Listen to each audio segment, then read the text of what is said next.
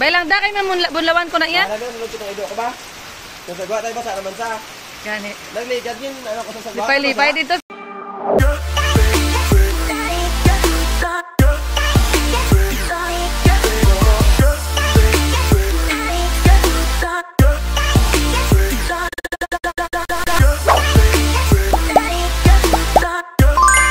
Hi guys, punta ko ng dagat. Tatabing dagat sa may bahay doon.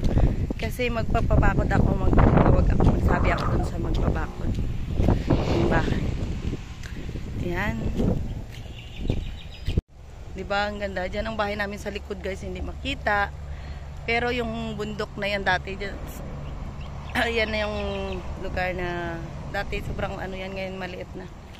Hindi na siya ganong kalaki yung ano, flat na ba yung bundok. Diba, palayan.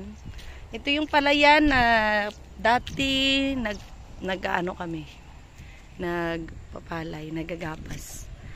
Saksi to sa childhood ko guys. Ito yung palayan na to. Saksi yan sa childhood. O, diba? Dito. Ayan. Palayan dito sa paligid. Kaya dati, ito yung source of, ano namin, source of foods. O, diba? Tapos yung dagat, yan naman yung nangunguha kami ng mga shells. O, diba? Libreng pagkain. O, yung bundok, saksi yan sa pangangahoy namin para mabuhay. O, diba? Diba?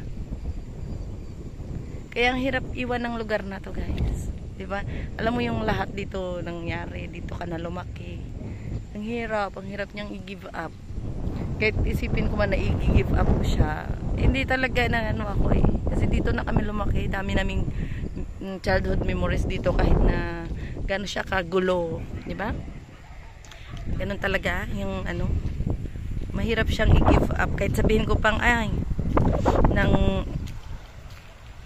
kahit sabihin ko pang ano ayaw ko na maglipat na ako kasi ang gulo-gulo na dito, hindi ko kaya kasi dito kami nga lumaki tapos nakakaano rin alam mo kahit papano kung ano parang ang ganda ng surroundings kahit ano na hindi siya masyadong magastos, hindi siya tulad sa city na pag sa city ka convenient lahat pero magastos naman. Pero maganda lang sa city pag may mga anak ka na nagtatrabaho, hindi masyadong hindi na sila kailangan mag-boarding house, mga ganun. Dito kasi malayo sa city, 2 to 3 hours bus. Kaya ganun yan. Pero ang hirap niya talagang i-give up eh. Kaya siguro okay na yan pag lumaki-laki na yung mga bata. So ngayon, dito na muna sila kasi safety, lalo na yung mga elementary, yung mga maliliit. Yung high school at elementary, maano pa ngayon, safe dito sa province kaysa sa city. Lalo na iniiwan sila, di ba? Ito yung dagat, yan, ganyan lang kalapit. Saksi rin to sa childhood ko kasi lagi kami nangunguha ng mga shells. Diyan, pangkain, pang-ulam. Diba, umulan kagabi kaya maraming ano. Pupunta ako dun sa bahay ng ano.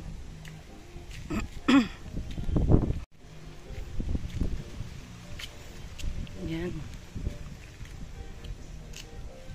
Hindi ko alam kung saan ang daan. Pero sige lang. Diretso lang. Gamit tagal-tagal. Every lang ako kayo makadaan eh.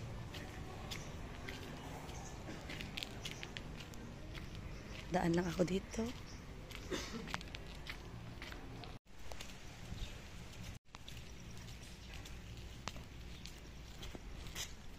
Diyan guys, binibilad ang ang isda.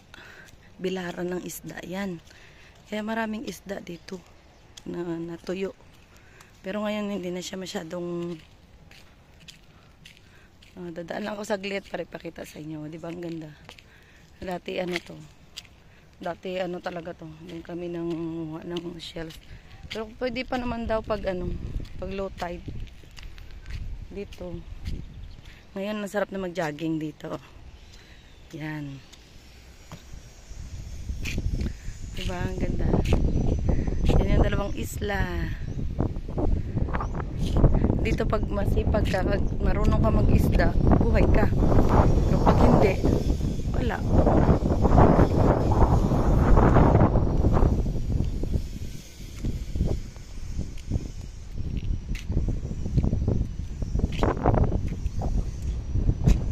Diba? Ang ganda dito.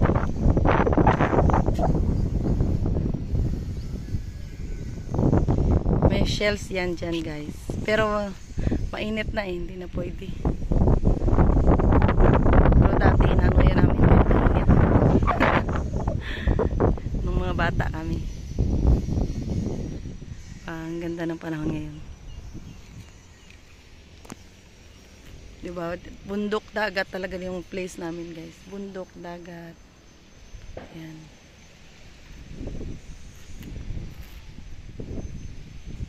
Ayan. Maraming may kambing, may baka, may kalabaw. Yan. Yan ang mga ano, yung mga laga nila hindi pala sa kala nyo. O, di ba may kambing? O. Gusto ko na yun sa kanding, nay. Tagpilang isa kabilog ka kanding, nay? Tagpila. Dati, ang mga bahay dito, ang liit-liit niyan, guys. Tapos, tingnan nyo na mga na yun, di ba? Ang saya. Lahat-lahat ng tao dito nag-i-improve. After 10 years, di ba? Nag-i-improve lahat. Ganon. Dati, maliliit ang bahay talaga niya. As in, lahat kubo-kubo lang talaga. As in. Di ba? Ganon. At least, may improvement ba? Mangga. Mangga. Puro mangga yan sa paligid. Tama, nanay. Ayan, niyog. Yan, bahay dyan ng pinsan ko. Yan. Free gulay.